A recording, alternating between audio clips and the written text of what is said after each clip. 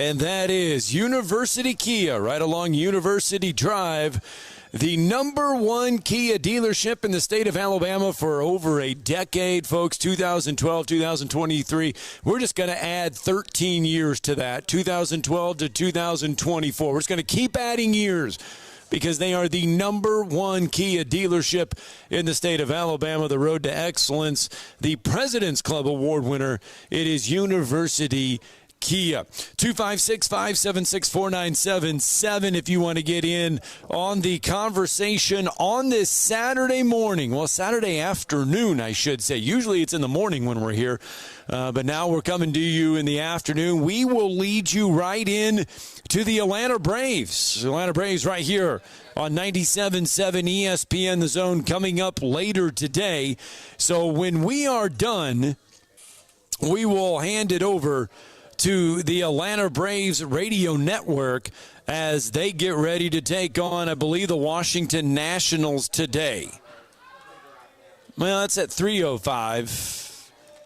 Well, I guess we're going to give it to the Atlanta Braves at some point. I thought we were leading right into the Atlanta Braves, but we are not. So the Atlanta Braves will play at 3:05 today. I thought they were playing at 2:05. They are playing at 3:05. So there will be an hour gap between us and the Atlanta Braves. Anyway, 256-576-4977. That's the number to the phone lines.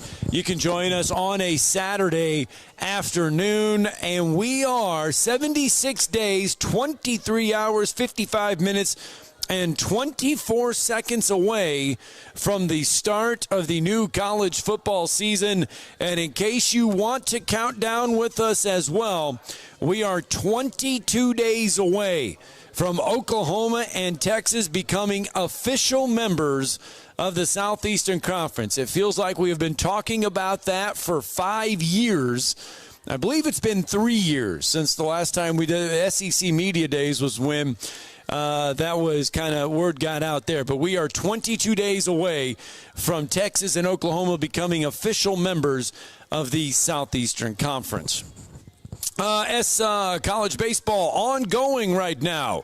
Super regional play underway, and it's a good thing that we are with you on a Saturday because we can keep you updated on everything going on. And Tennessee, they had to have a couple big innings yesterday to get through Evansville. Today, early on, this one looked like it was going to be a rout early. Hit it off the scoreboard, and it was just the offense was on. To deep center. Backing off here is Taubert on the warning track. Looking up, and he watches it go. Goodbye. Blake Burke does it again. 2 days in a row with a first inning home run. To get back to Omaha. Oh, man, this is hammered. Dylan Dreiling. Goodbye home run. His 20th. And it's 2-0 Volunteers. Got a hanging slider. Took it out. 3-run advantage. Oh, man. Goodbye. Onto the porch. The Vols with not one, not two, but 3 home runs in the bottom of the first as they would stake a 3-0, I believe top of the first actually. They would stake a 3-0 lead. And then Evansville has tightened the belts up a little bit. It is now 5-4 in the bottom of the 5th inning. So things have gotten a little tighter there on Rocky Top. Tennessee does lead that series 1-0. Florida State leads UConn 6-4 in game 2 of that one in the bottom of the 6th. And NC State all over Georgia in game 1 of that series, 11-0 bottom of the, or just, I should say, top of the 3rd. They just ended the 2nd inning there. NC State hammering Georgia 11-0. Other games that will start here in a little bit. Oregon and Texas A&M slated to start at 1 o'clock. I believe that's Eastern time, so actually it's 1 o'clock Central, I believe, yeah, right? they're all Central time, all these times that are listed on ESPN. Yeah, Clemson and Florida will be 1 o'clock there That is game one of that series. Kansas State and Virginia. Virginia leads that series 1-0. That'll be a 2 o'clock pitch. Kentucky and Oregon State, game one of that one will be 5. And then at 7, West Virginia and North Carolina. North Carolina leads that 1-0 thanks to some late heroics there. 2 home runs. They were down 6-5 going into the bottom of the 9th inning. They hit a tying solo shot and then a walk-off 2-run homer. And so they win 8-6. So North Carolina's had some magic going. So they lead 1-0. West Virginia, starting pitcher, got them into the 9th inning, 140-plus pitches, but they had to go to the bullpen. See, that's pitching right there. Well, that's also what you would call there'd be people are freaking out because he threw 140-plus pitches. But the guy had thrown a complete game. He's a Division III transfer. He had thrown a complete game in the regional last week on the road at Arizona and won the first game. And so they kept him in there. He had a lead, but he gave up the tying home run. They had to go to the bullpen. We all know what happened. Honeycutt hits it out, so it's an 8-6 Carolina win. But like I said, West Virginia's they've been one of the Cinderella stories anyway, along with UConn. But UConn yesterday, 24-4. Well, Florida State is on a roll right now. Yeah, and they lead 6-4. But UConn being competitive today, we'll see how that works out. And then I know you just mentioned the other game, the last one that went final last night. Virginia actually had to pull away late. K-State was right in that deal, 7-4 win. For Virginia, so they pull away. Tennessee was the only SEC team to play yesterday, and they got a big 11-6 win. Right now they're in a slugfest, 5-5. What a top of the first. And that's another thing. It is a weird world. Like I would think if you're hosting a super regional, you shouldn't have to be team every time. But what they do is, you're the home team the first game. The next game, the visitors team is the home team. And then I think they flip a coin, and then it's wherever it lands. It's the goofiest thing I've ever seen. If you're playing at home, you should be the home team throughout the whole thing. You've earned it, yes. If you're the number one seed in the tournament, which Tennessee is, or the overall number one seed, you shouldn't have to be the visitors ever. I don't think you should be. Looney Tunes to me. I mean, I agree with you. I agree. I agree because you did a good job of pointing out to the listeners now. Tennessee led off the top of the first because, they were the visiting team in their own ballpark. But, it doesn't really make a lot of sense. As for Florida State, though, so Florida State 24-4 yesterday, winners over UConn. Yeah. In 4 NCAA tournament games, this is not including their game today. This is not including any of the runs today. Florida State has outscored their opposition by 42-12. Link Jarrett's done a great job since he gloriously ended Tennessee's run 2 years ago and came over there from Notre Dame, and he's turned them quickly. But both of us like Bill Pito. We need to have Bandy find that developing situation one-liner that he used to have when they would have an in-show like baseball did the baseball tonight news. Yeah, well, he would just like if they were following a game on SportsCenter, especially a late game, he'd be like, we have a developing situation. And whatever the little sounder is, yes. Because UConn just took a 7-6 lead over Florida State in the 6th inning. So just wanted to update the listeners on that. Florida State, by the way, trying to get back to Omaha for the first time since 2019. Florida State has not been to Omaha since 2019. I believe the last year for Mike Martin, he was retiring that year. They were a 3 seed, by the way. Yeah. They barely got in the field, but then they ended up going all the way to Omaha in his final year. I believe they won a super at LSU. So that would be neat for Florida State. But, man, NC State, yeesh. They jumped all over Georgia. My Georgia pick ain't looking too good. It's 11-0. Well, I'll say this, though. It is college baseball. That game could be – could be 11-8 here. Another developing situation. Evansville has taken a 6-5 lead over Tennessee. Well, you know what? And that's the thing. Yesterday, you look at game ones, and you take away the Florida State dismantling of UConn. Everything else was a really competitive game. The national seeds go 4-0 yesterday, okay? They all go 4-0, but they all had to work for it. Yeah, they did. It wasn't easy. No. It's not going to be easy today. even that 11-6 Tennessee win. I mean, it wasn't as Tennessee had two big innings that kind of helped them get through it late. It wasn't like Tennessee raced out to a big thing and then held off Evansville. Evansville was scratching and clawing their way with Tennessee, and Tennessee had a couple big innings there. So that is today. Now today, then the rest of the field who did not play yesterday will get in there. That means Kentucky will see action today. Florida will see action, and Texas A&M will see action. Texas A&M, they've been to the College World Series. Florida, they've been to the College World Series. Kentucky has not been to the College World Series. That is a trip that has eluded the Wildcats, and I believe I want to say they're the last SEC team to have not has yet to cross off that list to Evansville or to Omaha. I think everybody else, if I'm not mistaken, everybody else has made a trip to Omaha, except for Kentucky. Well, I believe Kentucky actually. I'm gonna look this up really quickly, but I thought under John Cohen one time that they did make a run to Omaha in the World Series, and I think Brad Bohannon was the assistant coach at the time. But I wanted to look at it, and maybe not. Maybe they have not.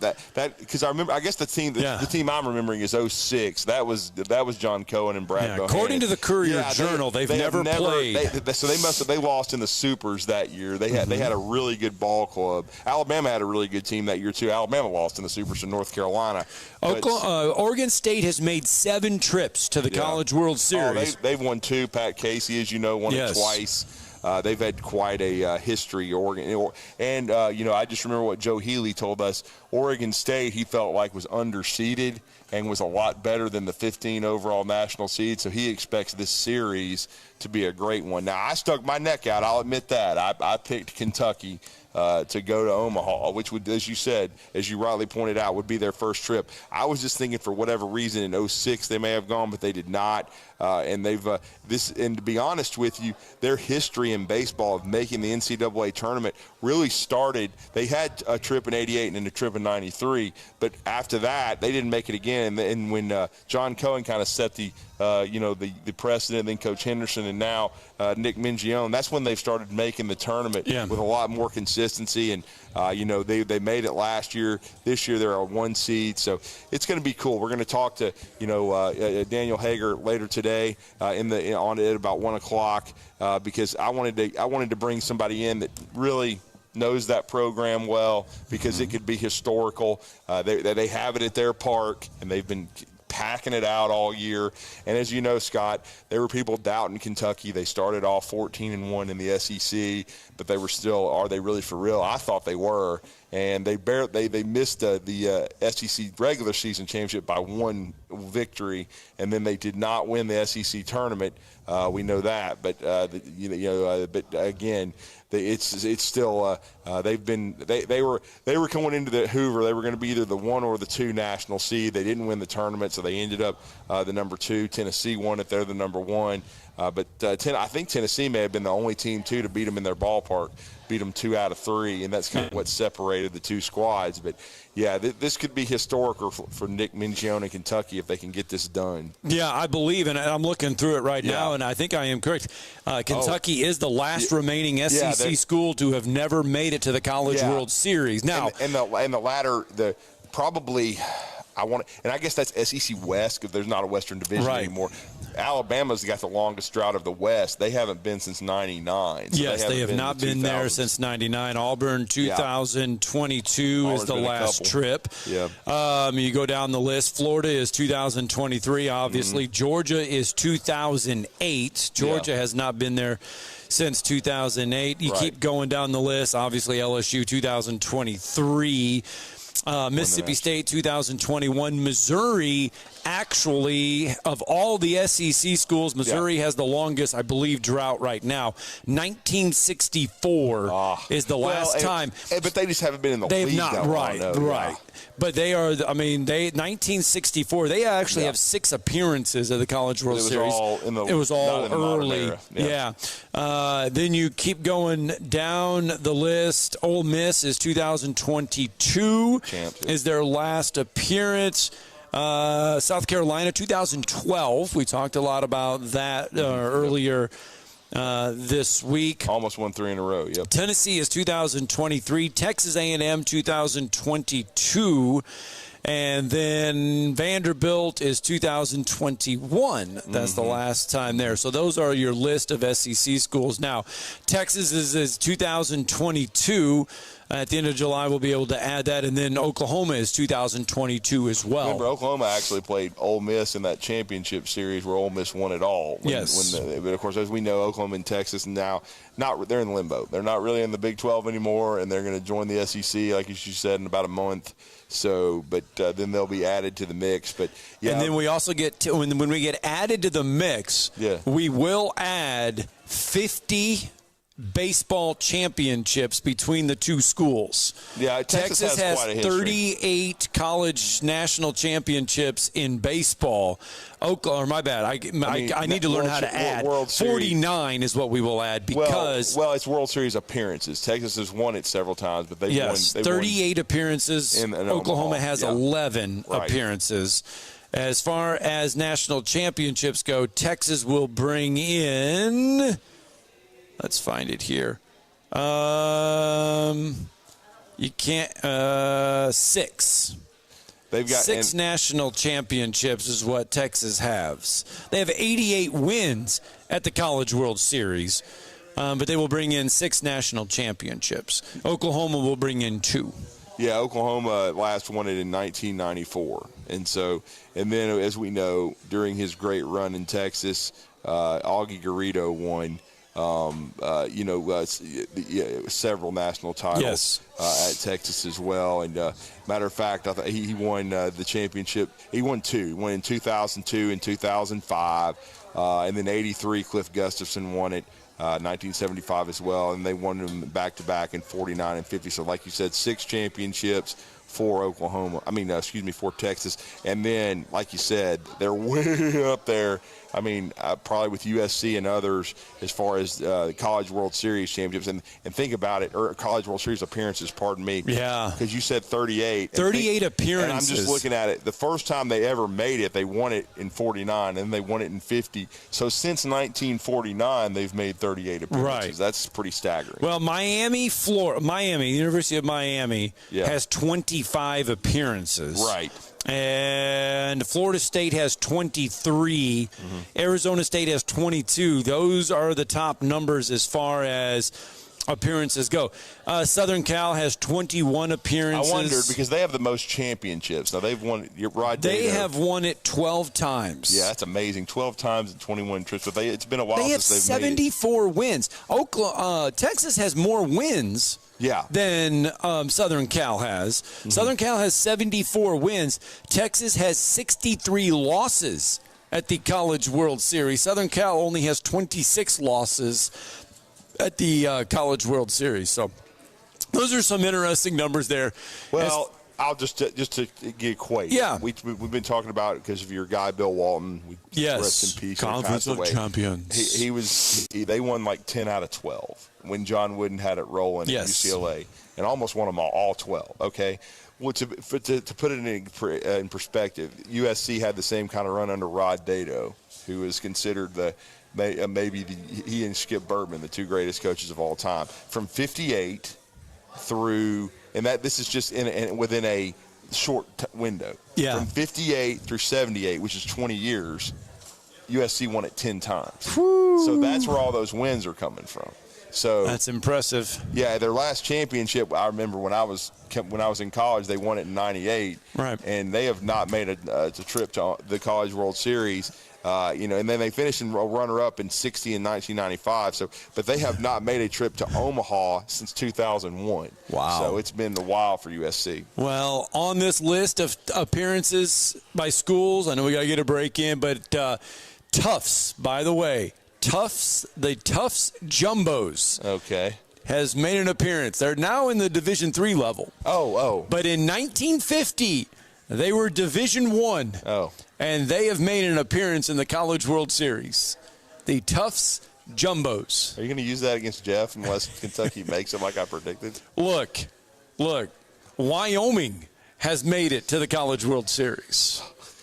Well, Wisconsin has made it. Washington has made it. UC Santa Barbara, Utah, University of Texas, Rio Grande Valley has made it one time. These are teams with just one appearances.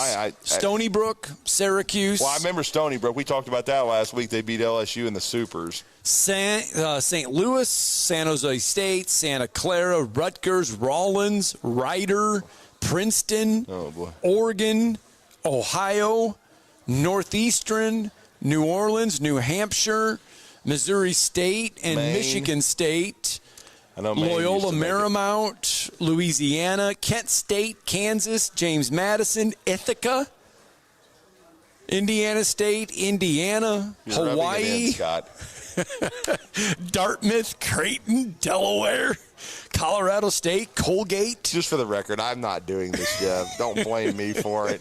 I actually think and I did think they made it in 06, but I think they lost in the Supers. Oh, let's get a break in. We're live from University Kia, 256-576-4977. Go Jumbos. 97.7 ESPN The Zone is the Tennessee Valley's #1 destination for the finest in sports talk all day long. Tune in to Talkin' Ball with Scott Theisen and Drew DeArmond each morning at 7. Then, the Morning Blitz with Captain Cool and the Bandy Man.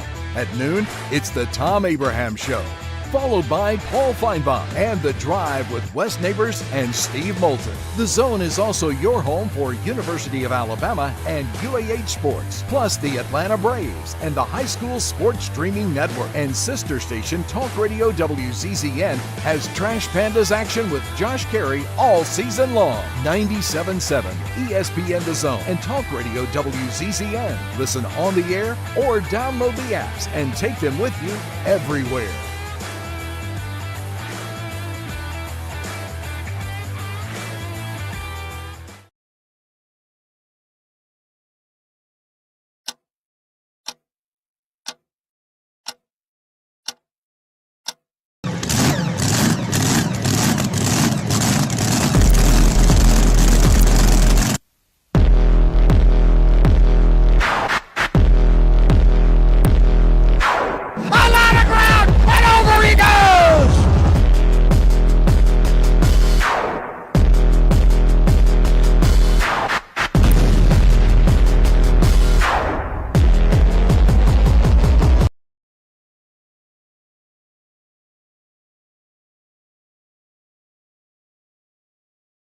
All of us have done things in our lives that we regret. All of us have done things that are disobedient. All of us have sinned and fallen short of the glory of God.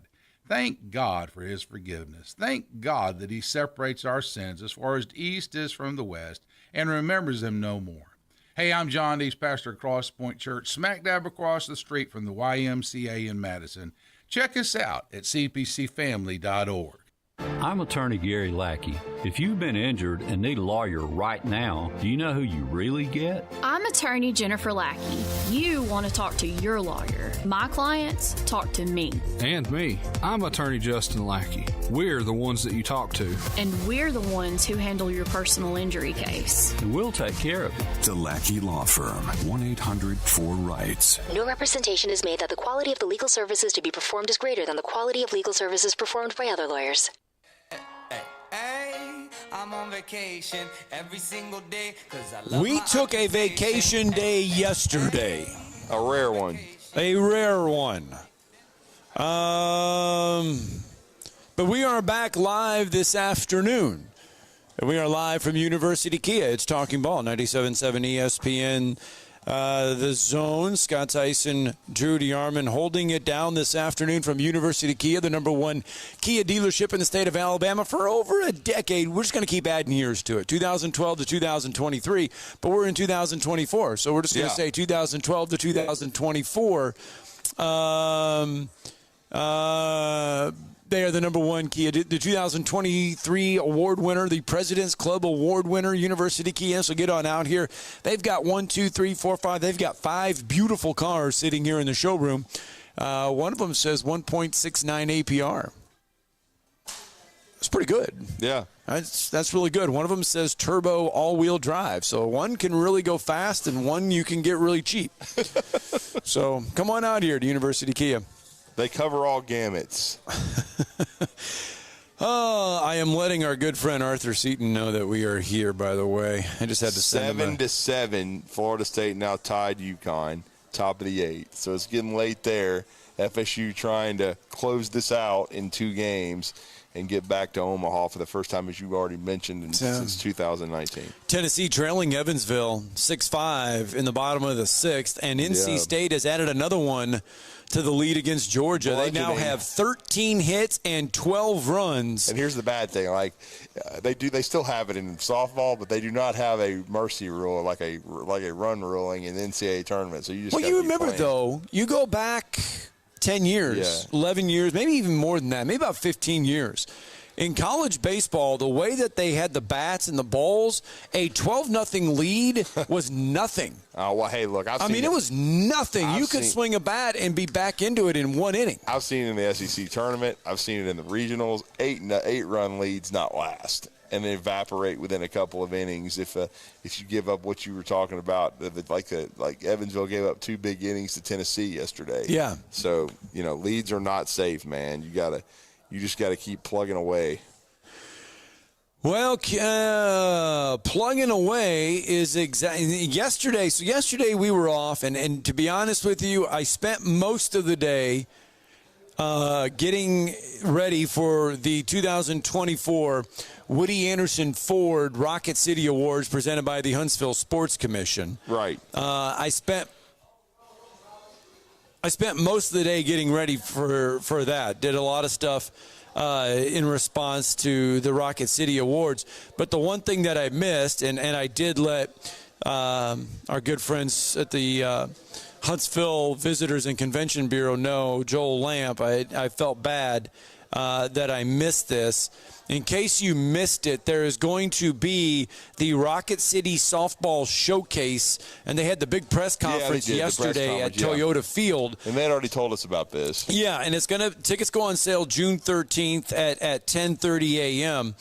The playing surface at Toyota Field is going to have a new configuration in February of 2025. Folks, they are going to put a softball diamond in the field there at Toyota Field. They're going to take up the infield grass. They're going to take it all up, and they're going to move home plate back a little bit, and they're going to put a softball diamond in Toyota Field. Well, they're not just bringing in one team to play a softball game there. They are bringing in the who's who of college softball.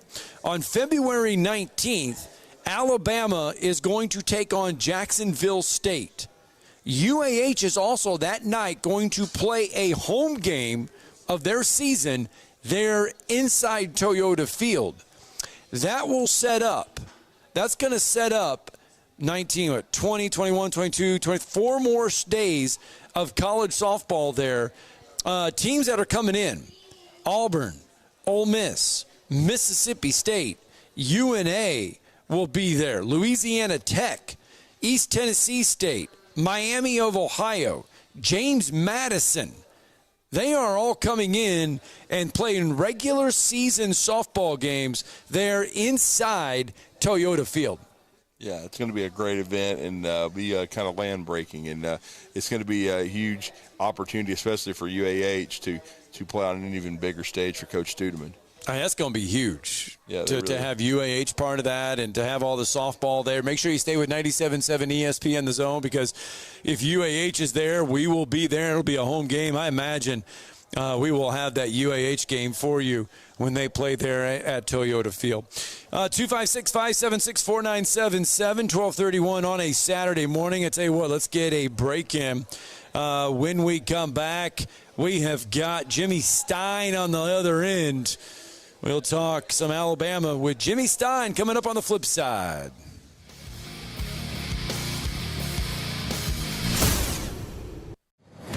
.97.7 ESPN The Zone is the Tennessee Valley's #1 destination for the finest in sports talk all day long. Tune in to Talkin' Ball with Scott Tyson and Drew DeArmond each morning at 7. Then The Morning Blitz with Captain Cool and the Bandyman. At noon, it's the Tom Abraham Show, followed by Paul Feinbaum and The Drive with Wes Neighbors and Steve Moulton. The Zone is also your home for University of Alabama and UAH sports, plus the Atlanta Braves and the High School Sports Streaming Network. And sister station Talk Radio WZZN has Trash Pandas action with Josh Carey all season long. 97.7 ESPN The Zone and Talk Radio WZZN. Listen on the air or download the apps and take them with you everywhere.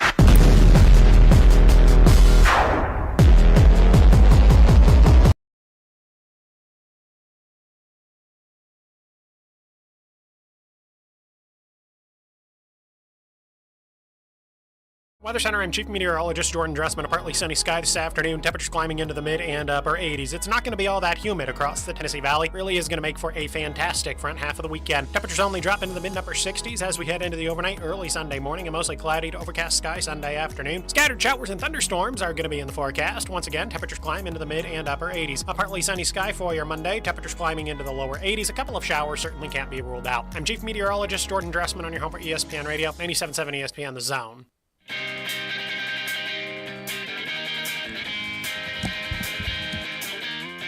There you go. Welcome back. Talking Ball, 97.7 ESPN The Zone. Scott Tyson, Drew DeArmond. Welcome into the show. 12:34 on a Saturday. That's right. We are doing a Saturday show. This is not a best of. Yesterday, we decided to mail it in and do a best of. That's okay. We enjoyed a Friday away. Today, we are live from University Kia, the #1 Kia dealership in the state of Alabama, and they are the official transportation providers for Talking Ball whenever and wherever we are covering sports. University Kia will get us there. Yeah, they really will, no doubt about it. And we're going to talk to our next guest who does a great job as a football and basketball, really just a sports analyst is what I like to call him because he wears a bunch of different hats. He also co-hosts, the Locked On Bama podcast with good friend Luke Robinson, but he does a great job for On3 and BOL as their team analyst and community director. And when I mean team, as I said, we're talking baseball, basketball, football. Jimmy does a lot of different things, and he's been kind enough to join us on this special Saturday show live here from our great sponsor, University Kia. Jimmy, good morning. I knew I'd do that too. I know. I did it right out of the gates too. Good afternoon, Jimmy. How are you? Hey, I'm doing great, guys. Thanks for having me on. Yeah, no doubt. And lots been going on at the University of Alabama. I know that pretty much the athletic calendar has wrapped up from the standpoint of on-field competition. We know football recruiting is going strong. It's camp season. The basketball team, which has recently finished their roster, has started working out, and there's been some video leaked of that. But wanted to start off by talking about some baseball and softball. Baseball-wise, it's been an interesting, beginning to the offseason because just like all the other sports with the transfer portal, there's always a lot of movement. Alabama's lost some guys. The only high profile so far, has been Alton Davis, who went into the portal.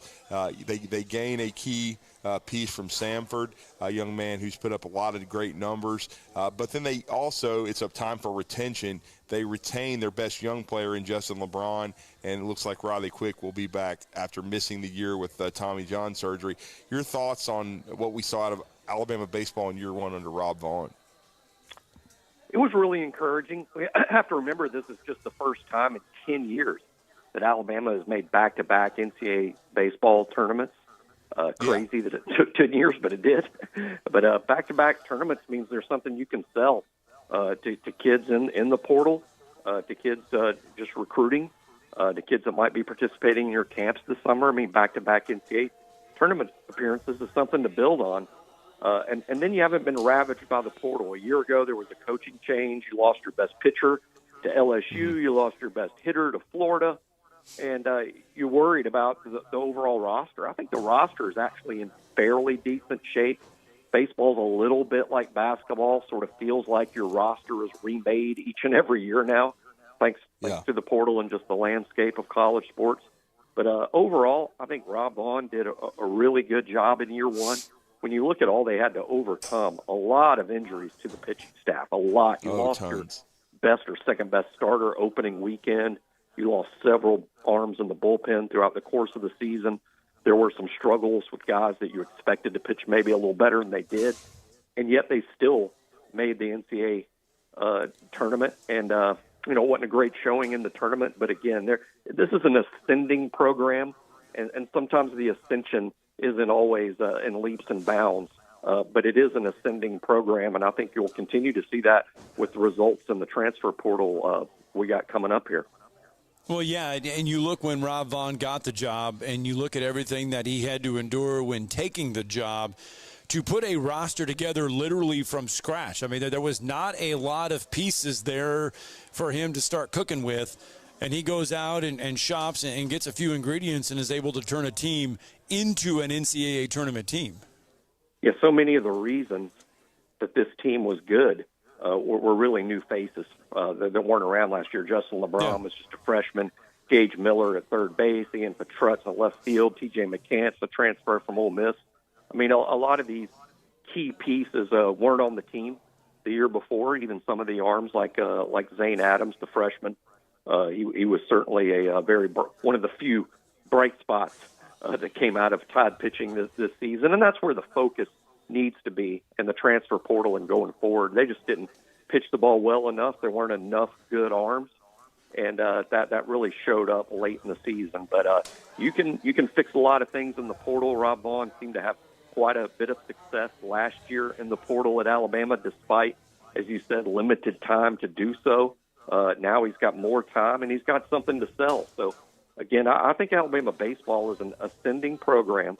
It's just very tough in the SEC based on the competition, and that's only getting tougher with the arrival of Texas and Oklahoma.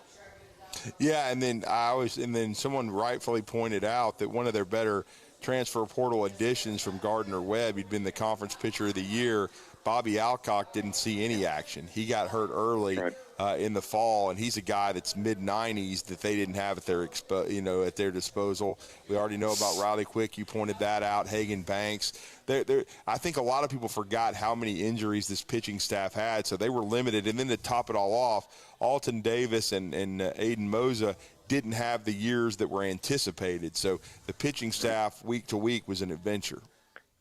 Yeah, I don't know. I think fans in general, maybe they don't know the baseball roster like they know the football roster and the basketball roster. And at the end of the year, when people are frustrated about the pitching, it's like, hey, y'all do realize this is a short-handed makeshift group. I mean, it wasn't in the initial plans that a freshman like Zane Adams would be a key member of the weekend starting rotation, And he's doing really well. Even Greg Ferrone probably outpitched expectations for at least much of the year he did.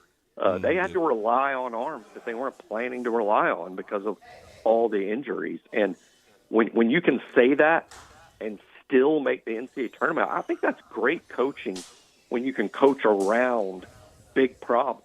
And they did have big problems. And it wasn't always pretty, but they did have a lot of good wins. And heck, they were a 2 seed in the regional. They had impressed. The committee had good analytics, good RPI, and I feel like the program's in really good hands. Let's just see what happens with the portal this summer. You mentioned very good coaching. Patrick Murphy, what he was able to do down the stretch with the softball program. I mean, the SEC tournament didn't go like they wanted to, but they get into the NCAA tournament. They get the regional win. They get the super regional win on the road, nonetheless, against a very good Tennessee team, and they end up in the College World Series. Yeah, he's say if you want to lose some money, go to the window in Vegas and bet against Alabama softball in the postseason. I mean, this is something you can set your watch to. Yeah, Patrick Murphy's had tremendous success getting Alabama not just to the postseason but to the College World Series, just despite regular season issues at times. And the softball team just had the opposite problem with the baseball team. The baseball team had a lot of injuries to the pitching staff, but they could hit the ball really well. Softball, they struggled to score runs all season long. They struggled to score runs a year ago, but the pitching was just outstanding. The defense showed up when it needed to, and they had just a remarkable postseason run. Shouldn't surprise anybody that's seen Patrick Murphy do this for 26 years now, making the College World Series in over half of his season. So we'll see. I think Alabama's softball also has a big summer in the portal, guys. They really need to add some bats. They've already added one commitment, a girl from Northern Iowa who seems extremely promising with the bat. They did lose Kinley Cahalan to the portal. At this point, Kinley was Alabama's best hitter this past season. She still has some development to do. We'll see where she ends up, but Alabama needs to sign, I think, 2 or 3 more bats out of the portal. Right. They really need kind of an offensive makeover. They really do, but it's kind of just – I know there's conversation on BOL and you guys round table. There's conversation on social media. It makes me kind of laugh when I read fans saying, why are we putting up with mediocrity when they're finishing 6th in the country? That's not mediocre. You have to focus on where they finished. The regular season was a struggle, there's no doubt. But when you finish in the top 6 in the country and you were one swing away from beating Florida and going to the Final Four, that's not mediocre. No, there's nothing mediocre about Patrick Murphy's resume, what he's accomplished, what he's done. He's just simply a first-ballot Hall of Fame coach in his sport, still doing a great job. That's how that team got to the College World Series this year. I think what happens is, the reason that the expectations are so huge is because of Patrick Murphy and his success. Yeah, that's very true. Consistently delivering the team to the front porch. Now, I know they haven't always knocked down that door, once they get to the front porch, and I know that's something that they want to work on, and they got to get better, and they got to score more runs. I mean, that's not news to him or the staff or anybody that follows the softball program. They got to score more runs, but the success is it speaks for itself, and I think all the hot seat talk is ridiculous. Well, there's 250 college softball teams. Only 8 make it to Omaha. I mean, the percentages are not great to even make it there. And as much as he's made it there, to Oklahoma City. Yeah, Oklahoma City. Yes, my bad. We've been talking both. Yes, I mean it's ludicrous. The big story though, really, Jimmy, yesterday is about the basketball training facility that Alabama is going to get. Speaking of knocking on the front door there. Yeah. Yeah. Boy, really interesting news. Obviously money in the college sports landscape is changing dramatically. The House settlement has changed budgets dramatically. Everyone needs to account for that. I think the big budget construction plans virtually at every big college in the country are either going to grind to a halt, or people are going to finish maybe what's already in the chute. But some people, I've heard this referred to as a compromise because they're not building the new arena. I don't look at it that way at all.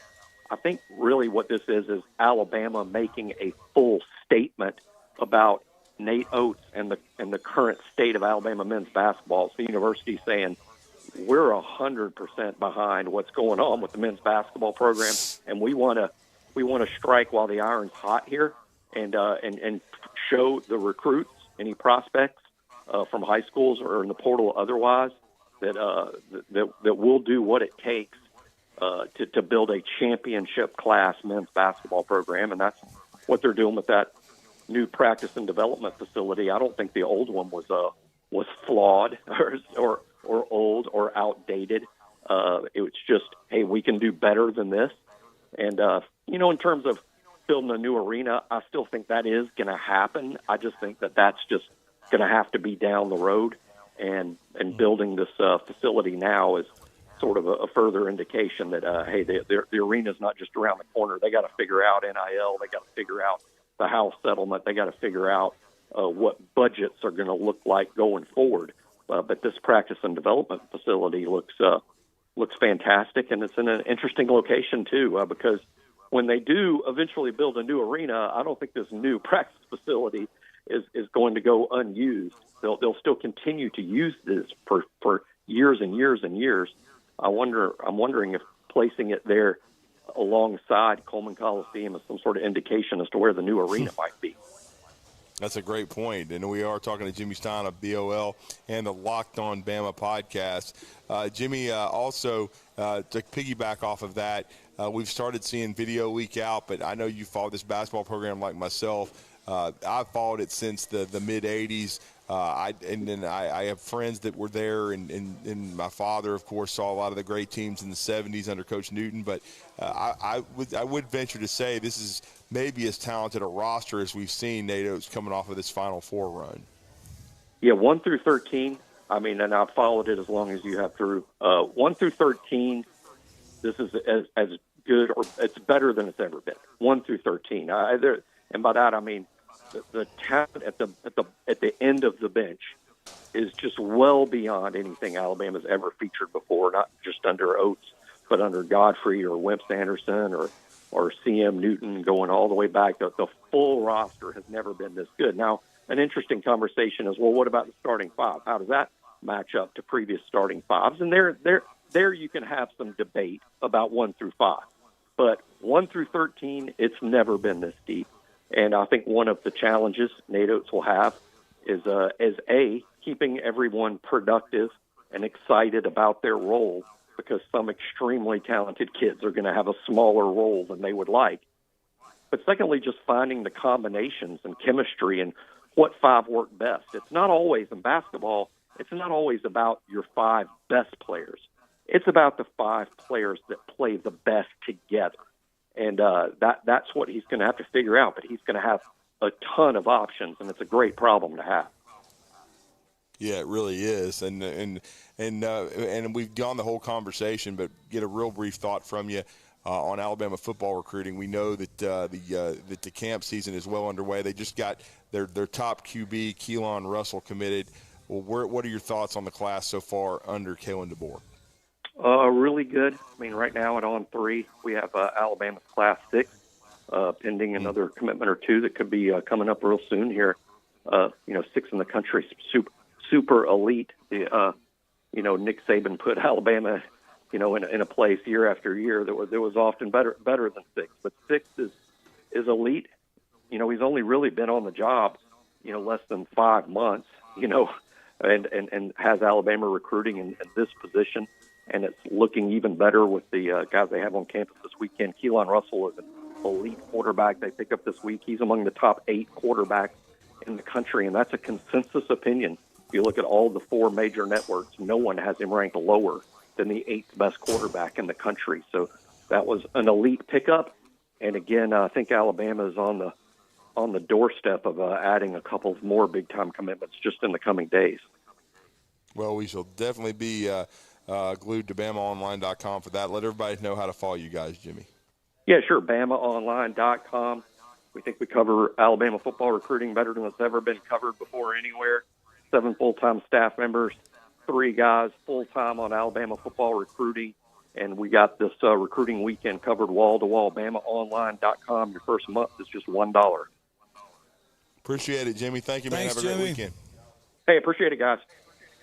Let's get a break in. Wrap up hour 1 coming up next. Alumni Hall is the ultimate shopping. 97.7 ESPN The Zone is the Tennessee Valley's #1 destination for the finest in sports talk all day long. Tune in to Talkin Ball with Scott Theisen and Drew DeArmond each morning at 7. Then the Morning Blitz with Captain Cool and the Bandy Man. At noon, it's the Tom Abraham Show.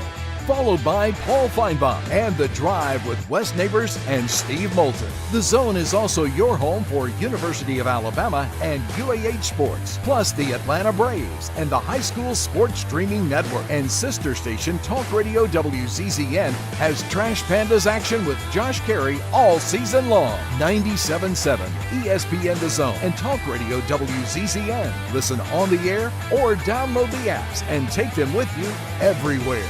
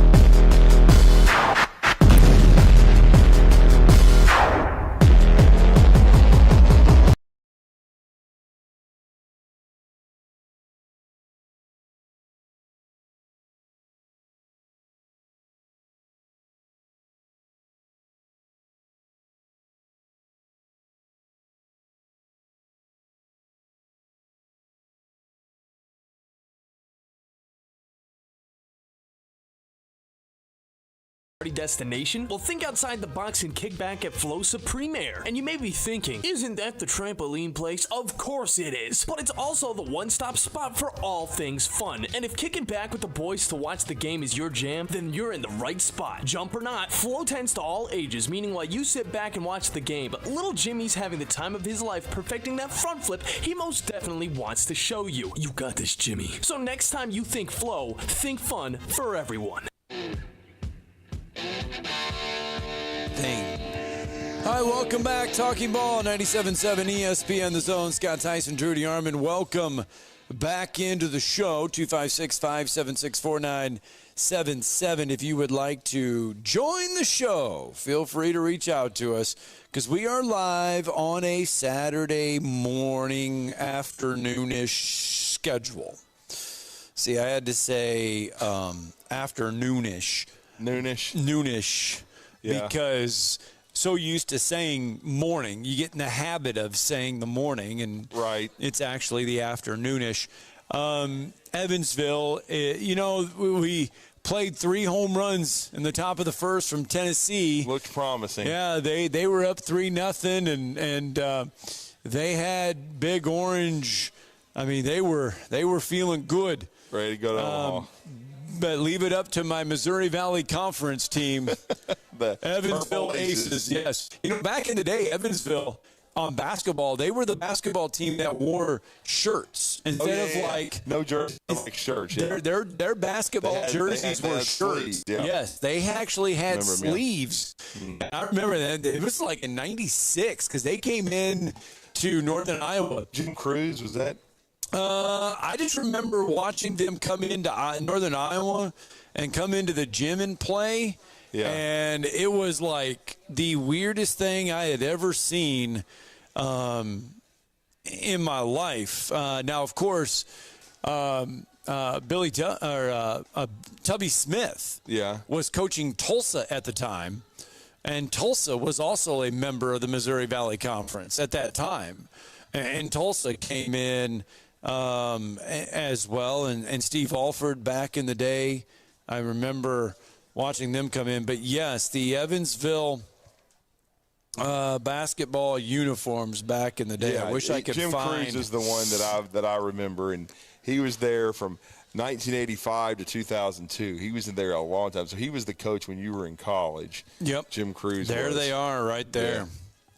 Yeah, there it is. They were legitimately T-shirts. They were playing in T-shirts. Mm-hmm. It was the craziest thing I had ever seen in my life. I mean, I don't know. Anyway, right now they are taking care of Tennessee in the bottom of the 7th, 10-5. Top of the 9th, Florida State and UConn tied at 7 apiece.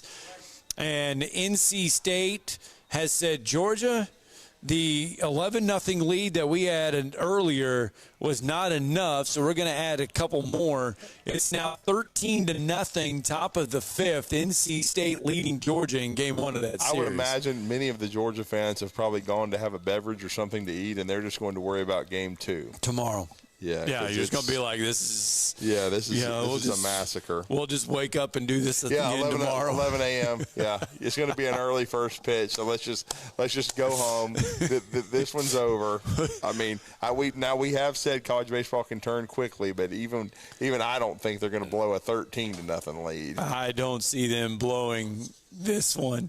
No. Texas A&M and Oregon, they are 3 minutes away from getting first pitch started there.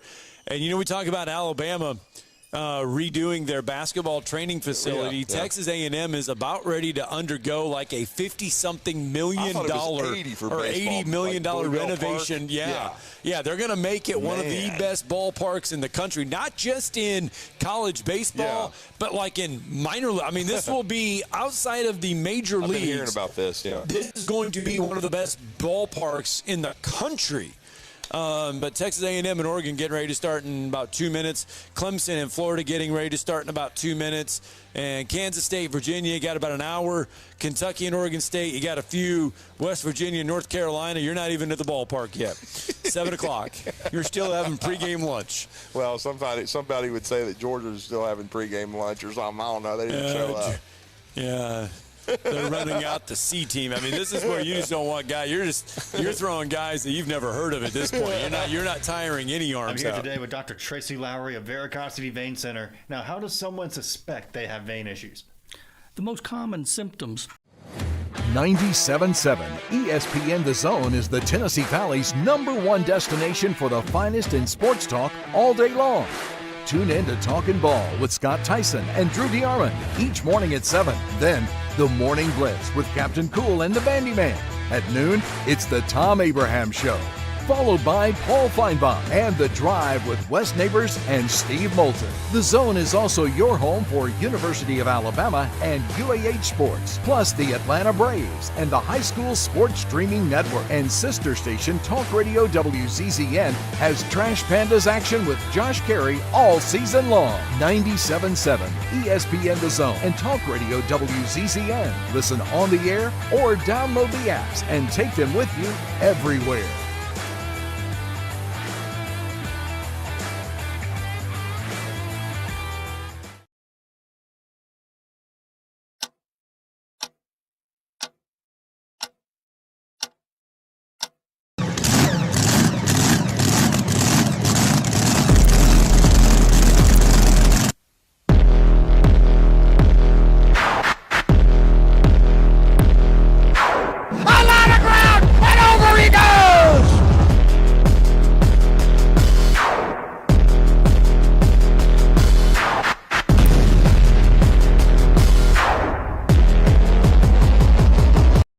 But could not attend the team's training camp because she was busy with Iowa during their run to the Final Four. The Panthers and Oilers play Game 1 of the Stanley Cup Final tonight in Sunrise. Florida's stingy defense allowed only 12 goals in the Eastern Conference Final against the Rangers. ESPN's Greg Wyshynski. I spoke to a lot of the Rangers after that series. They just said, look, we don't have any time and space to do anything offensively with the way that the Panthers play defense. I had some Rangers telling me that they didn't even want to get adventurous and try to force things because they were so afraid of turning the puck over and having the Panthers turn it into a goal for themselves. So they're a really, really accomplished defensive team, and the Oilers' offensive players are going to have a heck of a time trying to break through it. Greg Wyshynski on game night. Warren Fogle will play for the Oilers after missing 3 games for undisclosed reasons. 8 Eastern for Game 1 tonight on ABC and ESPN+. Chiefs Vice President of Sports Medicine Rick Burkholder says defensive lineman B.J. Thompson is doing quite well and headed in the right direction. Thompson now breathing on his own after suffering seizures and cardiac arrest during a meeting at the team facility on Thursday. World number 1 Iga Swiatek wins her 4th French Open title today, her 3rd straight in just 68 minutes, beating Jasmine Paolini in straight sets. Hey, it's Evan Cohen. Coming up on Monday, we'll have full reaction to Game 2 of the NBA Finals, plus we'll continue to discuss what the future... 97.7 ESPN The Zone.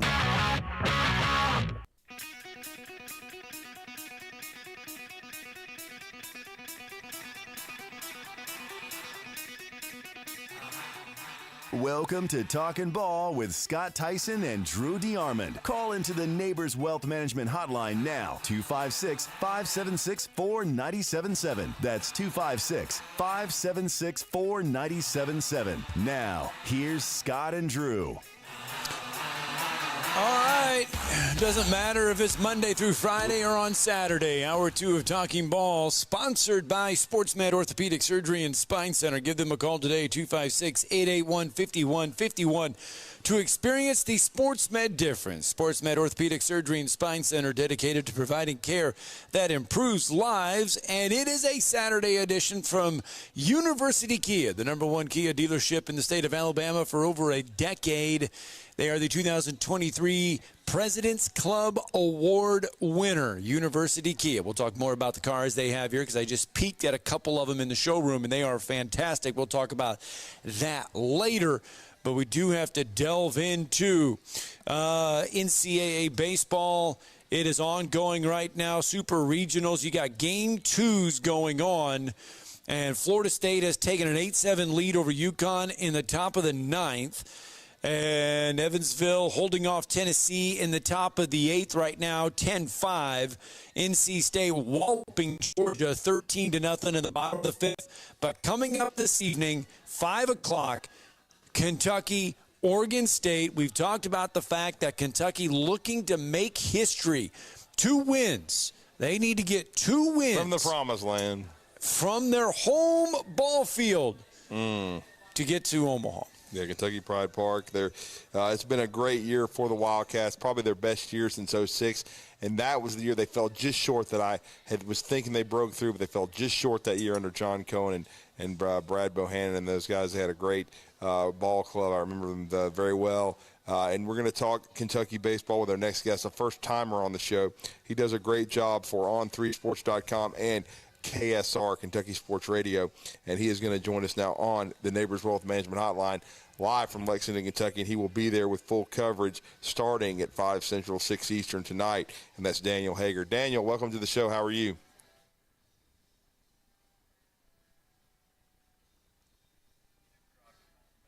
All right, well, modern technology sometimes doesn't want to work on a Saturday either. But anyway, those cell phones. You hit that, though.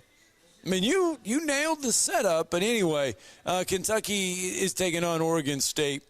The other ones, though, Florida and Clemson, that one just underway. Oregon and Texas A&M, they are both underway. So those 2 games are getting underway, and no other scores have changed. Florida State, they are going to the bottom of the 9th. Florida State 3 outs away from heading back to the College World Series for the first time since 2019, as they are holding on to an 8-7 lead over UConn. Florida State 8 runs on 14 hits. They've committed 3 errors on the day. UConn 7 runs on 8 hits and 1 error on the afternoon. NC State, they are not only stymieing Georgia, they have held the Bulldogs to 2 hits on the afternoon, and they are in the bottom of the 5th right now. Yeah, they are, and we're going to talk now. Daniel Hager is back with us. He's with On3Sports.com and Kentucky Sports Radio. We're going to analyze and preview this Kentucky Super Regional, which could be historic. Could be their first trip to Omaha, Nebraska, and their best team since 2006. Nick Mingione has done a great job. He, to me, is the coach of the year in the SEC. But Kentucky taking on a really good Oregon State team. We're going to talk about that and more now with him. Daniel, welcome to Huntsville with Drew and Scott. How are you? I'm good, guys. Thanks for having me on. Exciting day and exciting weekend for the program. Yeah, it really is, man. And I know you stuck your neck out. You made your picks. I've picked Kentucky to go to Omaha, so I'm definitely crossing my fingers and toes. I did it when the brackets came out. I just felt like this was a year they were going to get over the hump and make it. Now I'm a little nervous about my Georgia pick. I did pick Georgia to get there. They're getting walloped, but it's just one game, so we'll see what happens. And very interesting, the Purple Aces giving Tennessee all they want today. Yeah, as a guy in Kentucky, you kind of love to see that, which I thought that would just be a 2-game massacre, but now Evansville's putting it on them. So, and I agreed with you. I had Georgia winning as well, so I have to wake up those bats. No doubt. Well, talk about this Kentucky team. It's really been a special season. They started off at conference play so well, 14-1. I know the second half of the conference season got tougher, but it's the best league in the country. They finished one game out of winning the regular season. They don't win the SEC tournament, but I still felt really good about their ball club. What's made this Kentucky team so good this year? It really comes down to how close the guys are together. I'm sure you all have seen their dugout antics, which probably drives every other team crazy. I know Tony Vitello made a comment about it, and so did Jack Caglione. But just talking to these guys every week throughout this year, 3 times a week, it's just these guys really care about each other. And Ryan Hagenau is the senior leader in the dugout, and he talked about this on Wednesday in the press conference. It's like every single guy on that team has a defined role, and they play those roles correctly. And it's really been a perfect storm of everything that's been brewing over the past few years. Mingio in his first year, Kentucky made the NCAA tournament in 2017, but 18 they missed, 19 they missed, 20 there was no tournament, 21 they missed, and then 22 they went on that late season run in the SEC tournament, made the semifinals and just barely missed out. And I think that really opened their eyes on kind of realizing that they could do some damage at Kentucky. And Nick started scheduling really good RPI teams. That's why people have coined him the RPI wizard, and they've kind of made themselves a transfer portal destination. And it's just been a perfect storm that has culminated with the stream season this year, which has really brought more Kentucky baseball fans out of the woodworks than I've ever seen. Seems like it's been kind of building too. If they were able to get 2 wins, they get to the College World Series. What would that do to kind of validate what he's building and the run? I mean, obviously it'd be historic, but outside of that, what else would it be? Yeah, so in their interview room, plastered on the left side of the wall is the picture of Omaha and the statue out front. And I just think it would mean so much to Nick, who's been here before and then went to Mississippi State as an assistant and went there. And he was really on the verge of, or many people believed, of getting canned in 2021 and 2022. And Mitch Barnhart stuck his neck out for him and kept him around, and that's turned out to be a great decision. So I think it would just be validation for him and his family and just how he's changed everything about the program, and then doing something that nobody else has ever done in history.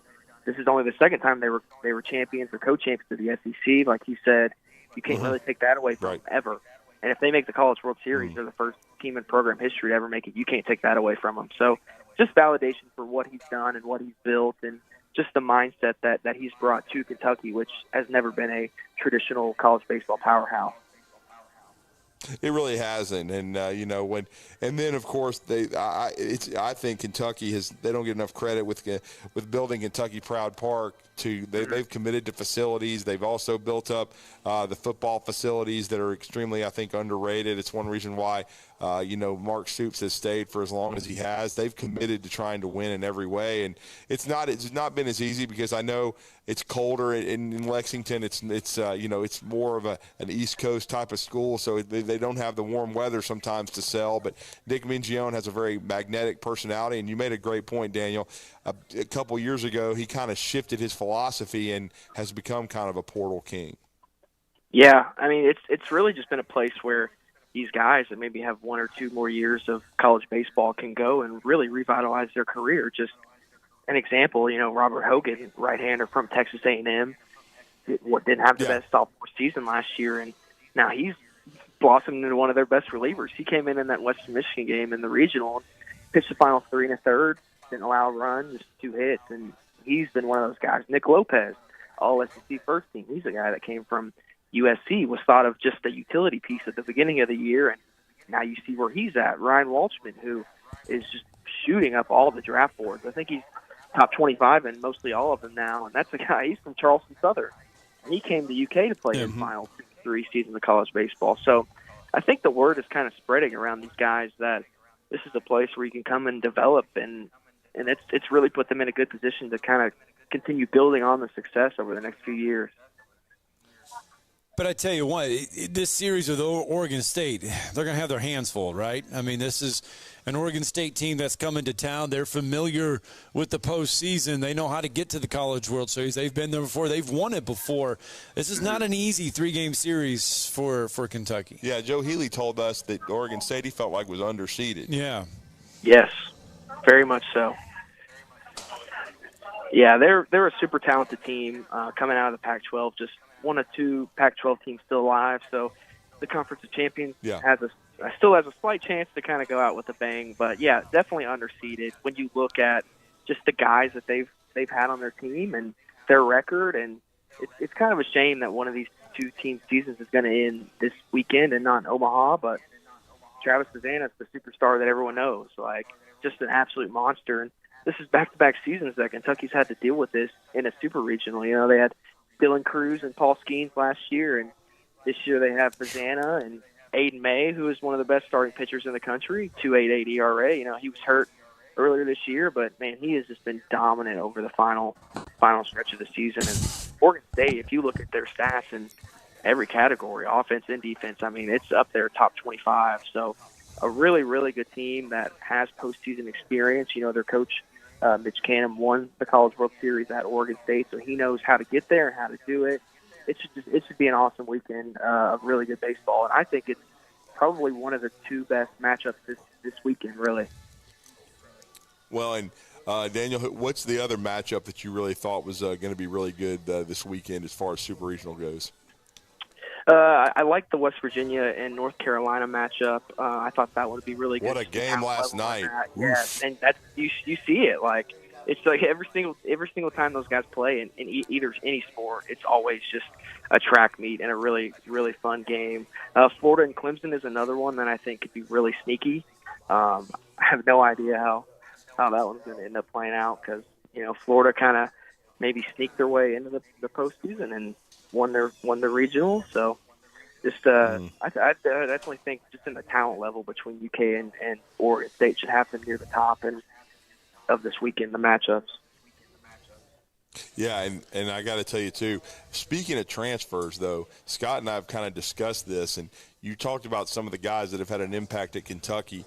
We have a local guy that has gone over to UK that we followed his career here very closely. His alma mater just won their first baseball state championship in 7A just less than a month ago. But what kind of impact has Mitchell Daly had on Kentucky since he transferred from Texas? Man, I wrote a piece on him in the SEC tournament. He is just a guy that has been probably UK's most underrated player. You know, he didn't even start the season at third. Nick Lopez started the season at third, and I think he made 3 errors in one game. It was the USC Upstate opening series. It was either that series or the Morehead State first home game. But he booted 3 balls at third, and Daly was kind of going to be the utility guy to come in and fill in for some guys. But, man, he got his spot, has not given up that position since that opening week. And just all around, fielding. And people thought that fielding wasn't even his best strong suit coming to UK, and he makes the All-SEC defensive team and hitting. I think he's hitting near 300, and he's an anchor at that 5 spot, kind of bridging that gap between Nick Lopez, who's a base hit machine, and Ryan Nicholson, who's hit 20 home runs this year. It's just his impact is really hard to be understated, and he's been a huge pickup. I know him and Lopez were guys at the beginning of the season that I was really kind of interested to see how they would fare here. They were kind of on the lower end of the spectrum of the transfer side. A guy like Ty Crittenberger from Western Kentucky transferred, kind of continuing that pipeline, and we all thought that he would be a big impact, and he's only played in 5 or 6 games this year, and Daly has started every single game other than a few since the start of the season, and he has been a consistent guy, a leader who is up there at the plate, and he does the thing where he beats his chest and fires up the dugout. So that guy has just been a joy to cover this year, and he's been great here in Lexington. Now, does he have another year of a COVID year, or depending on the draft, or is this his last year at Kentucky? I believe this is his last year. I know he went through senior day, so I don't know how all that stuff shakes out. You never know nowadays where guys can play 6 or 7 years of college sports, but he did go senior day, so I assume that I think this is it for him. But I mean, you just never know this day and age. No, you don't. 6, 7, 8, 9, 10. We got a guy from Miami playing 9, he's got a doctorate, obviously. AARP cards on college athletics now. Something like that. Well, Daniel, what is your keys to this series for Kentucky? I mean, how do you see the matchups going? I mean, this series is kind of getting going late, not until 5 o'clock, 6 o'clock your time. Going to be kind of a night game over there in Kentucky for Game 1. This would be a series that could potentially go to Monday, but I know you said it's one of your top 2 matchups. What's going to be the key for Kentucky to make history and get to Omaha? I mean, it's going to be their pitching. You know, heading into the postseason, that was really the big concern here in Lexington. They are playing the SEC schedule, so obviously the ERAs are going to be inflated. And UK in the SEC tournament didn't pitch well. You know, that LSU game got rocked 11-0, and did better against Arkansas and Carolina in the last games, but wasn't really the best vote of confidence heading into the tournament. But man, they really stepped up last weekend in their 27 innings in those 3 games, just a 3 ERA, and guys like Trey Kuzer, who pitched 7 innings in that Illinois game, gave up 1 run, and Mason Moore, who is really one of the most underrated postseason performers in all of college baseball. I'm not sure how many people are really talking about that, but he's pitched, I believe it's 22 or 23 NCAA tournament innings, and he hasn't given up a run. And so just that guy and Kuzer and the guys out of the bullpen and Robert Hogan, Johnny Hummel, who did pitch in the regional, and matching up against Susanna and this lineup will be a difficult task, but if they can get up to it, I mean, their offense is good enough to definitely put up some runs. And, you know, I do wonder if they'll give Susanna the Caglione treatment that they gave him, or they walked him about 2 or 3 times a game. I think Nick kind of touched on that in his presser. He's like, they've been watching a lot of film on him, kind of figuring it out. But the difference between Bazana and Cags is, you know, you intentionally walk Cags, and you know, there's no really threat of him running. And Bazana is the guy who has speed. He's got 16 stolen bases this year, leads Oregon State. So if you give that guy a free base, I mean, you could be giving him 2 or 3. So that'll really be the big takeaway. The big key is just how good these guys can be, and how long their starters can go, and how good their bullpen can pick up that slack. Mm-hmm. There you go. It's going to be a big series, no doubt, for Kentucky, and a big opportunity. And I know you're going to have full coverage. Well, Daniel, we appreciate the intel. If they get to Omaha, we look forward to getting you back on to preview that, and you'll get a chance to do something. I've never covered a game in Omaha. That's always kind of been the bucket list for me. I know Scott's been there. Scott, you've been to Omaha, correct? I've been to Omaha, but not for the College World Series. Right. Okay. I've been to Omaha several times. Born there, but I've never actually been to the College World Series. Yeah. But it's on my bucket list of things to cover, and it would definitely be groundbreaking for Kentucky, no doubt about it. But let everybody know how to follow your work and your coverage starting tonight. From Kentucky new ballpark, and then we in Kentucky Proud Park, and then of course onward and hopefully to Omaha. Yeah, you guys can follow me on X/Twitter, whatever you want to call it nowadays, at Daniel Hager, KSR, HAGER, and then find all my work on the Kentucky Sports Radio website. And then I do my own UK baseball podcast on KSR's YouTube channel titled The Backhead Beat. You can find all things me and Kentucky baseball there. Thank you, man. Appreciate your time, man. Yeah, thank you guys for having me on. All right, let's get a break in. When we come back, big news for a Bob Jones baseball player, and Alabama busy on the recruiting trail as well. News there. In fact, news that came out today, about 20 minutes ago on the recruiting trail. Yeah. So we got all that and more live from University Kia coming up next. 97.7 ESPN The Zone is the Tennessee Valley's #1 destination for the finest in sports talk all day long. Tune in to Talkin' Ball with Scott Tyson and Drew DeArmond each morning at 7. Then, the Morning Blitz with Captain Cool and the Bandy Man. At noon, it's the Tom Abraham Show. followed by Paul Feinbaum and The Drive with Wes Neighbors and Steve Moulton. The Zone is also your home for University of Alabama and UAH sports, plus the Atlanta Braves and the High School Sports Streaming Network. And sister station Talk Radio WZZN has Trash Pandas action with Josh Carey all season long. 97.7 ESPN The Zone and Talk Radio WZZN. Listen on the air or download the apps and take them with you everywhere.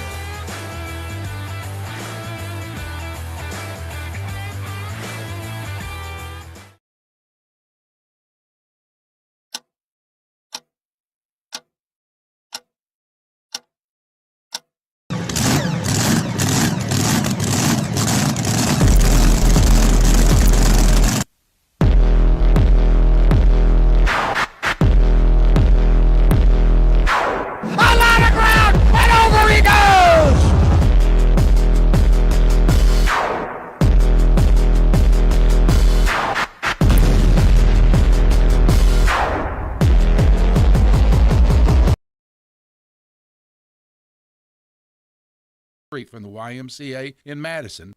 Next time you're online looking for landscaping inspiration, open Instagram and check out Southern Gent Landscaping. They can help make your yard your dream outdoor oasis. Southern Gent Landscaping can handle it all, from landscape maintenance and installation to irrigation and hardscapes, even AstroTurf. Turn your yard into a landscape you'll be proud to show off. Call Southern Gent Landscaping at 256-509-6088. 509-6088. Southern Gent Landscaping. Professional landscaping performed with satisfaction guaranteed. What's keeping you from learning the language you've always wanted to speak? Too hard. Takes too long. Not with Babbel. Babbel's interactive lessons, podcasts, games, and more make learning fun. Fun isn't hard. Right. And in 10 minutes a day, Babbel's bite-sized lessons are designed to get you having real conversations in as little as 3 weeks. That's not long. It's not hard. It's perfect. It starts here. Go to Babbel.com to try for free. That's BABBEL.com. Babbel.com. Looking for your next game day party destination? Well, think outside the box and kick back at Flow Supreme Air. And you may be thinking, isn't that the trampoline place? Of course it is. But it's also the one-stop spot for all things fun. And if kicking back with the boys to watch the game is your jam, then you're in the right spot. Jump or not, Flow tends to all ages, meaning while you sit back and watch the game, but little Jimmy's having the time of his life perfecting that front flip he most definitely wants to show you. You got this, Jimmy. So next time you think Flow, think fun for everyone. All right, welcome back. Talking about 97.7 ESPN The Zone. We're just going to do some little live programming change here. The Atlanta Braves are scheduled to play at 3:05. Is that right, Bailey?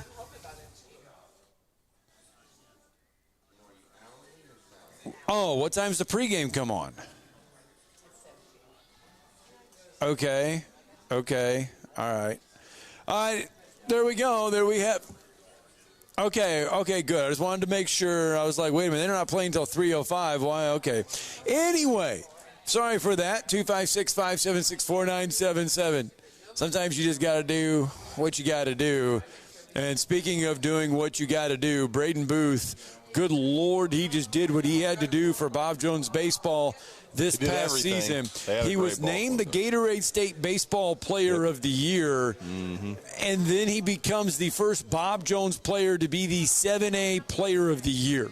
And I think he's going to be Mr. Baseball. He's got to be on the short list, if not get that award for the state of Alabama. So he just had he's signed with Mississippi State to play for Chris Lamonis, but what a year for him, what a year for Bob Jones baseball, and they will be part of the Rocket City Awards presented by Woody Anderson Ford. Yeah, he is the 7A Player of the Year, the first Player of the Year in school history, and that Bob Jones just put that out this afternoon. Oh, by the way, he's also the 7A Pitcher of the Year.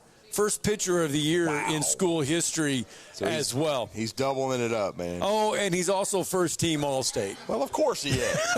And Super All-State, too, because usually they do like a Super All-State team. Yeah. This just in. Braden Booth can play baseball. He's going to be on every team they name. Yeah, he's pretty good. Okay. He's really good. Hey, Super Regional Baseball, things are getting a little tight in Knoxville. Well, that's unfortunate. Top of the ninth, 10-7. Tennessee trying to Well, you knew it wasn't trying to hold on, but listen, there's no outs. Top of the ninth, Tennessee down by 3. So they're going to need 3 runs to push this to the bottom of the ninth, or Evansville will even up the series at 1 game apiece. And then Florida State, it's now the top of the 10th because UConn scored in the bottom of the ninth to tie things up at 8. And it's still carnage in Athens. Oregon. Even though the Dogs did finally get on the board. Yeah, they did. It's 14-1 NC State. But Oregon in the top of the first, the Oregon Ducks have quacked their way to a 2-0 lead over Texas A&M. Texas A&M at the plate right now, bottom of the first.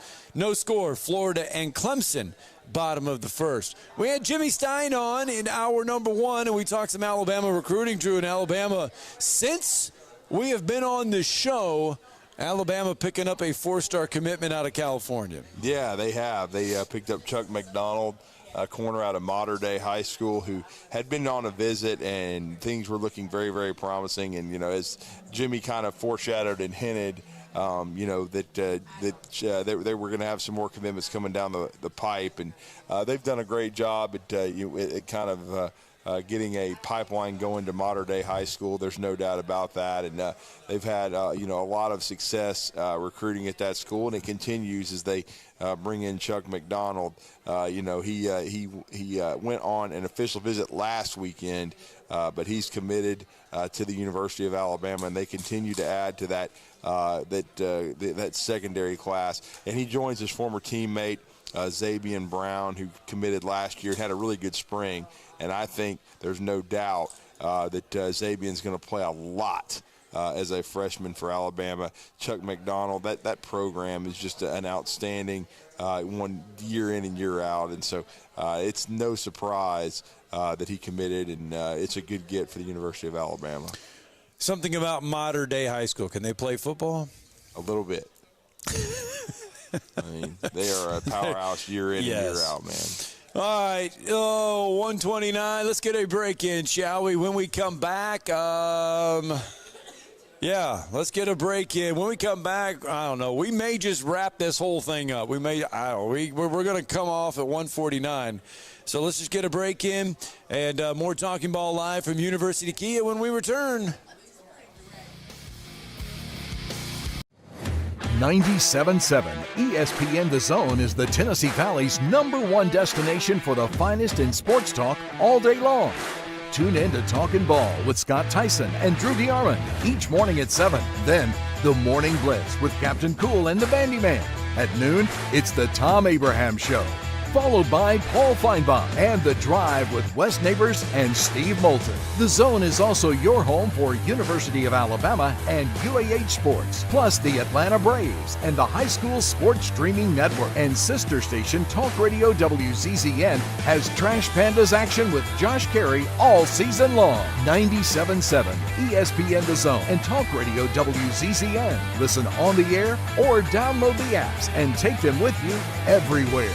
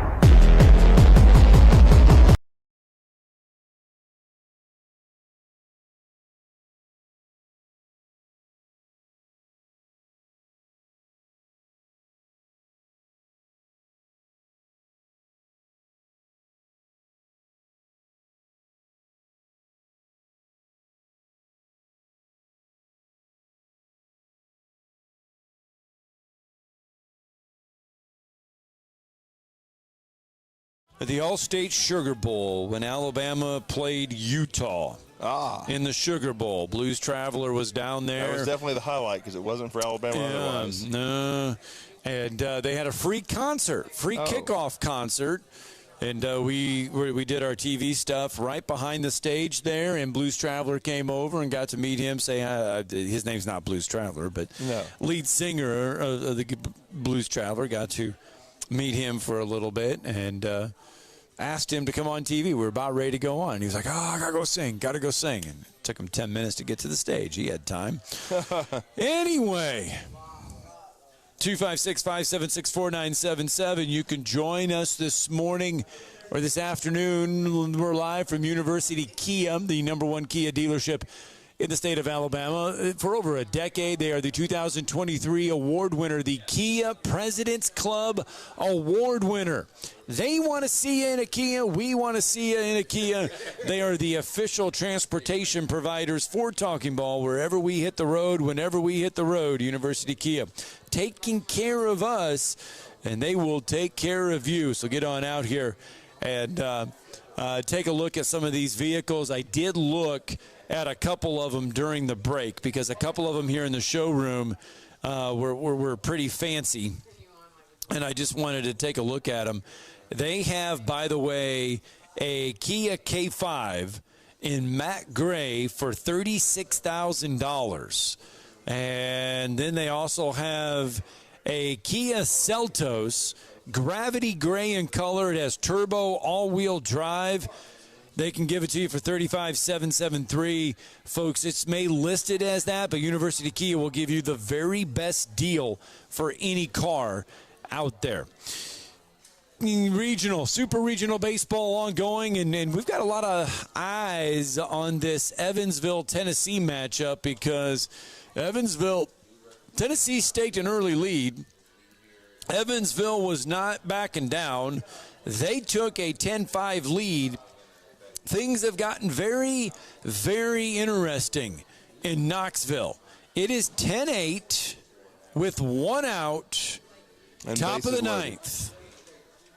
Just a walk right there for UT. They were behind in the count 1-2, but worked it for a walk. And so right now they got bases loaded with one out. Evansville needing a double play to extend it to game 3. Otherwise, the Vols with a base hit here could tie it or even win the ball game. Interestingly, the umpire all of a sudden tightened his strike zone quite a bit. Did finally call a strike there. Is it the same umpires that officiated the Tennessee-Alabama football game? I don't know. It's probably his cousin. But anyway, I thought he struck the guy out on the 1-2 pitch, and now all of a sudden, wow, it's 0-2. But we'll see if the ump decides to squeeze the zone now that he has 2 strikes. Imagine Evansville has some sweaty palms right now. Oh, no doubt. I mean this is you're getting your kahunas tested. I mean, this Tennessee team is so explosive. And, of course, we have a strikeout. Hopefully they won't change the rules for a 4th strike there. So it's 2 out. Should have already been the ball game over. But Tennessee down to their last out. But they're also 1 extra base hit away from tying this up. Or even walking it off. If you get a gapper in there, it could end up being an 11-10 ball game. So it's all coming down. Ball 1. To hit right here. Ball 1. So. Yeah.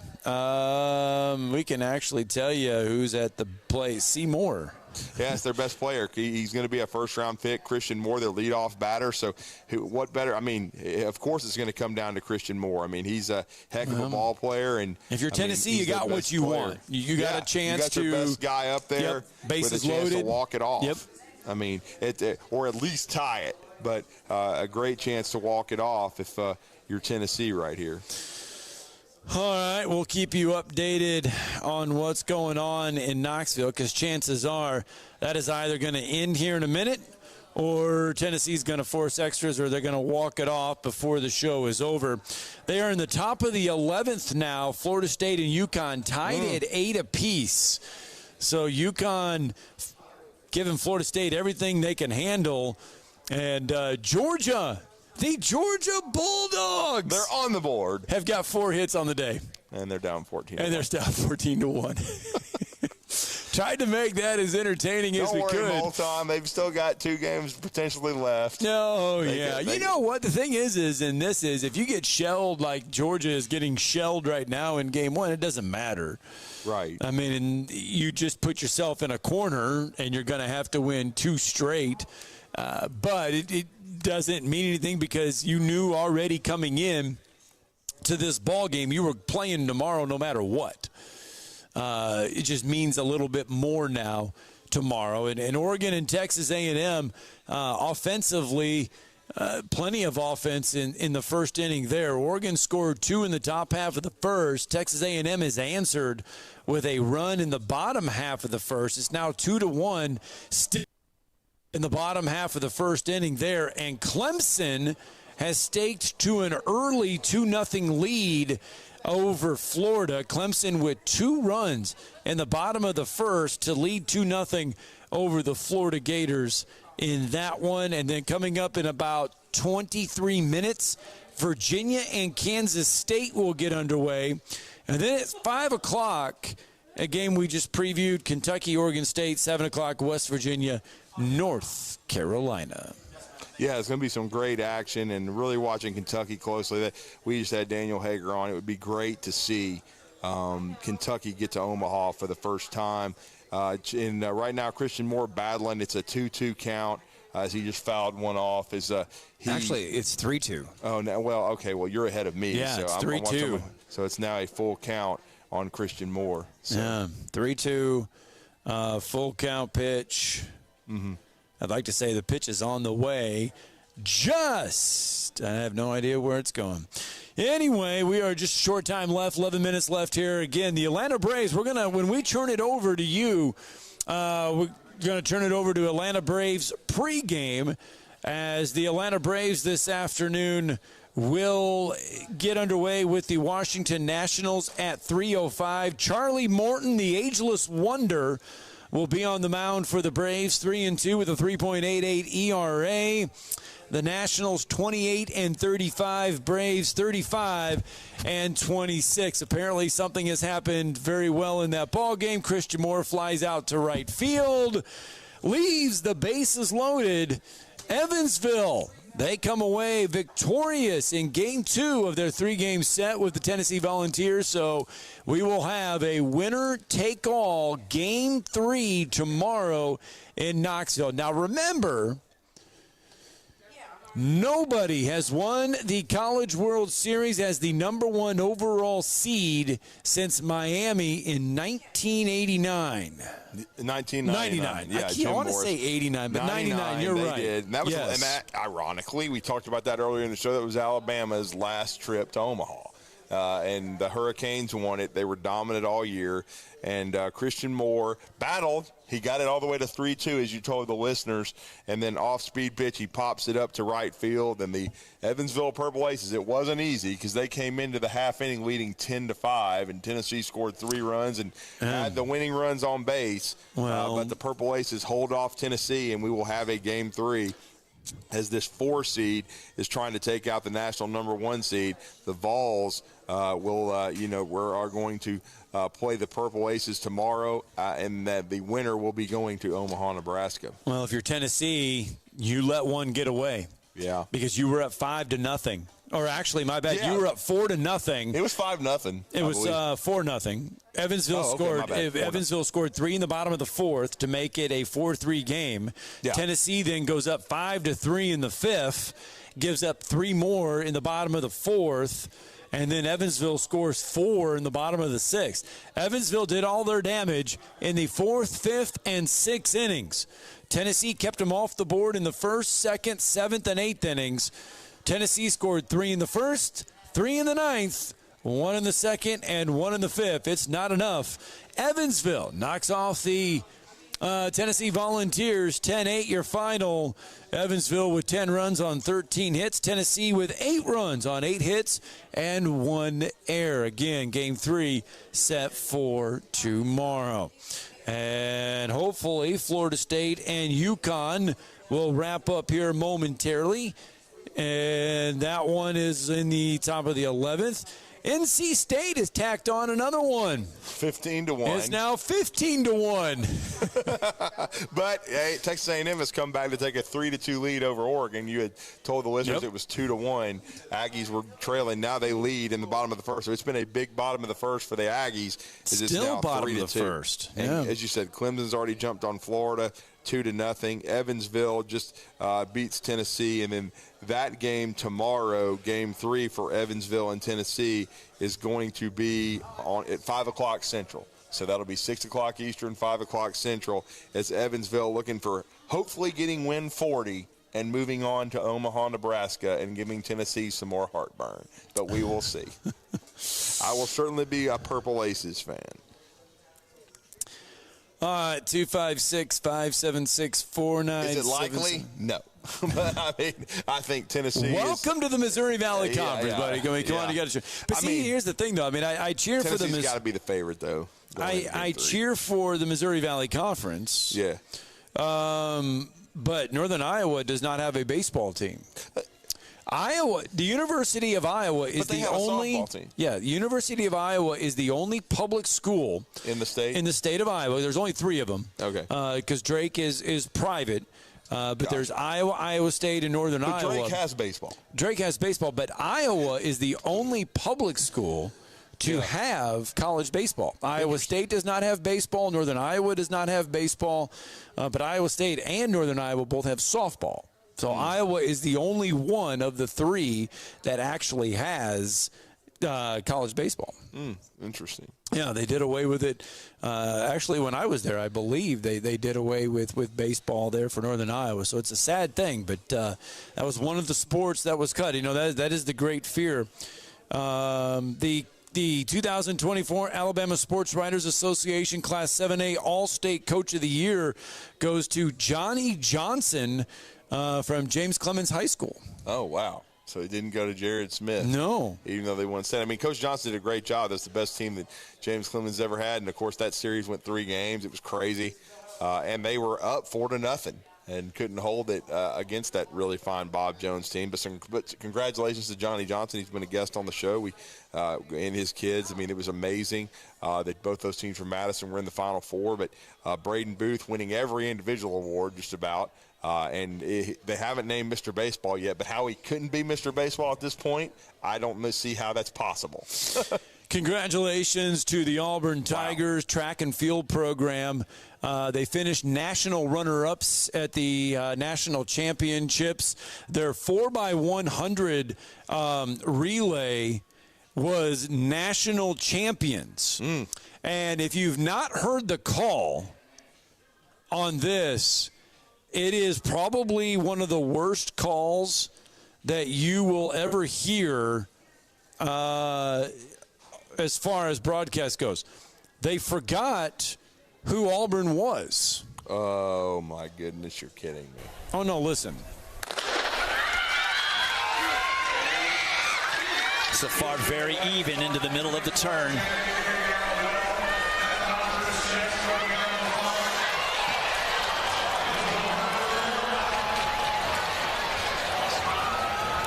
Welcome to everyone from the baseball game to the men's final day championships of the NCAA Track and Field Championships. This is the middle of the men's 4x100 relay, the first event of the day. And right now, it is looking like Houston Cougars and USC there in the middle. Lane 6, the Trojans. No, in 8, that was Houston, as I called it before. Auburn, looked like a big H on the front. Auburn winning the opening relay, and what a big boost that will give to their team title hopes. Coach Leroy Burrell in just his 2nd year down. Looks like a big H on the chest. What the heck? Houston Auburn won that thing easily. And AU doesn't look like a Houston? And they're completely different colors. Auburn was wearing the Auburn blue singlet. Right? They were wearing the Auburn blue jersey with their orange stripe down the side. That's awful. Good grief. Well, congrats to Auburn for the great national finish. Good. I told you. That would have been awful. What if they'd have won? You're like, and Houston's the national champ. It's not Houston, you buffoon. It looks like Houston. It's Houston. And meanwhile, what made it even better, worse, was the camera was on the Auburn relay celebrating. Yeah. And the guy was like, it's Houston winning. And Auburn is celebrating. Houston wasn't even in the picture. Well, I screwed it up, so Auburn did win this thing. They finished second as a team. Auburn came in as the second as the team, but they won the 4x100 relay. Yeah, and was the guy was like, the guy was like, it's that's Houston not as bad. with the I didn't big. Call him Houston. Good grief. He's like Houston with the big H on their chest, and I mean Auburn has the blue jersey on, and they're winning the relay. Congrats to Auburn for winning the national championship. The Auburn Tigers, not Houston. Auburn. Oh, and then did you see Auburn this? University. So college football will allow you now to put logos on the football fields. Yes. And basically, guys, all this is when you go to a bowl game, you see the logo on the field. That's all this is going to be in college football. Did you see Lane Kiffin troll Tennessee on this? No.